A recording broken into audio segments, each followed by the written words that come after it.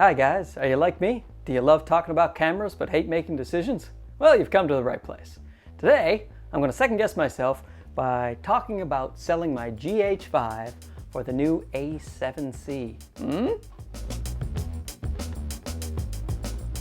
If this is the first time you've seen me, this channel is all about cameras. I like talking about videos, talking about photos, but mostly cameras because I love cameras and I want to own all the cameras, but my wife won't let me own all the cameras. So I have to make very tough decisions. So I do research for hours and hours and hours, just wasting my life. Yeah, I'm serious about this. Maybe I'll sell the GH5 and get the A7C. What are the advantages of the A7C? Number one, full frame. Full frame. So you got that wonderful full frame, getting that those nice colors and the blurry background, you know, and then to go along with that nice blurry background with those sharp lenses you can get with the full frame, you have fantastic autofocus. It does the eye and it just tracks you. And people are like, oh, you don't need autofocus. You should be doing it like a pro with manual. No, you shouldn't. Cameras should be autofocusing very well. Look, I get it. Yeah, all right. If I got Clooney on set, you know, you have professional people. There's a guy, his whole job is or girl, hey, right? Let's not discriminate here. Guy, girl, amoeba. Someone just doing the focus pulling. They just stand, that's their whole job, focus puller. Do you see what I'm saying? What I'm telling you is it's difficult. It's a difficult thing to do. A whole person's got to do it, and they have the lenses that they use on film sets are proper camera lenses, you know, for video. So they're T-stops, and then they're different, and you can focus pull fantastically. These Micro Four Thirds by Panasonic and Olympus, you know, they're focused by wire, you know, and you just gotta guess. You gotta guess where you're focus pulling. It's no good, you know. So basically, everything kind of has to stay in one spot, you know. And you can get a really nice image, but it can't move around, which is, you know, if you're doing a lot of interviews, all right. But if you want to move around, look at me. I like doing videos and running in a full sprint. I just doing laps while I do my videos, right? Can't do that with this thing. A7C, be able to do it. What are the other advantages of the A7C? It's lighter and smaller, a lot smaller, and a lot lighter. It's like 30% lighter. Can you believe that? This day and age, so this was a Micro Four Thirds camera. People used to say about Micro Four Thirds, oh, well, they're so small and light.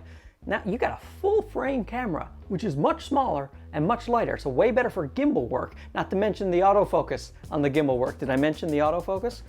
So this, a lot heavier, a lot bigger. Those are some serious advantages to the A7C. So what about the GH5? Where does this bad boy shine? Well, number one, it's pretty. I like it. Number two, you got 10-bit.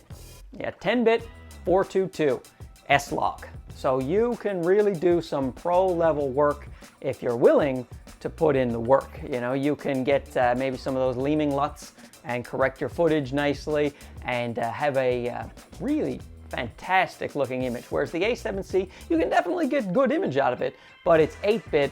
So if you're gonna be, you know, the Bourne Identity, you're gonna really color grade the crap out of this thing, then the 8-bit thing is gonna fall apart. Now, should be a big deal to me, but it isn't. And I'll tell you why, because I don't know what I'm doing. I wish I did.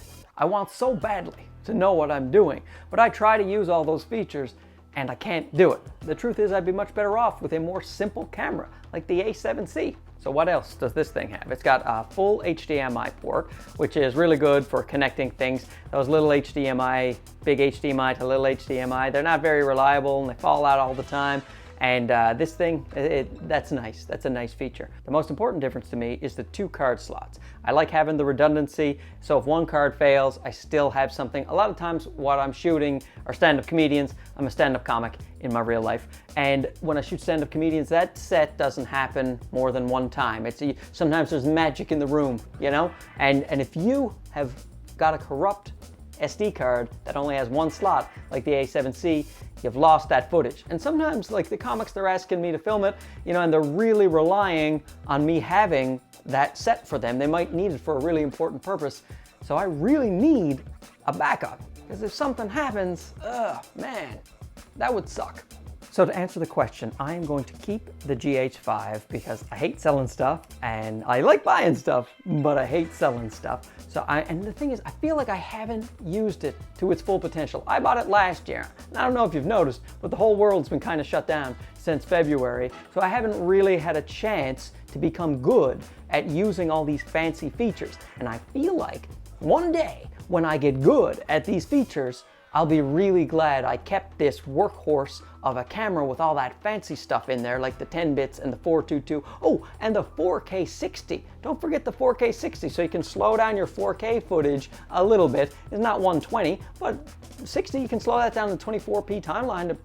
That's pretty nice. You know, you get all those classic wedding, like, you know, when they're looking at each other because they don't hate each other yet because it's really early in their relationship. And I'm kind of lucky because I have the A7 III, so I really have a lot of the capabilities of the A7C already over here.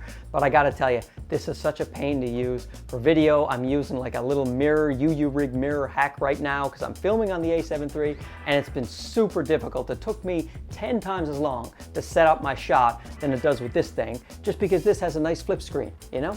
So anyway, still, I have the A7 III, so the idea of selling the GH5 and then having two very similar cameras, I'm not going to do it. The only thing that would make me definitely sell this camera is if I got the A7S III. The A7S III can surely can replace this camera. However, it'll replace it at quite a cost. This thing, it costs this much, and the A7S III, costs this much, and this is more than this. And I already have this thing. I feel bad. I also feel guilty.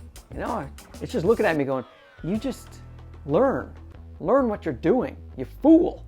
Get it together. So I don't know if that makes any sense, but I am keeping the camera that is harder to use because I really want to get good at using all those features that I currently have no idea what to do with. I'm a lunatic, aren't I?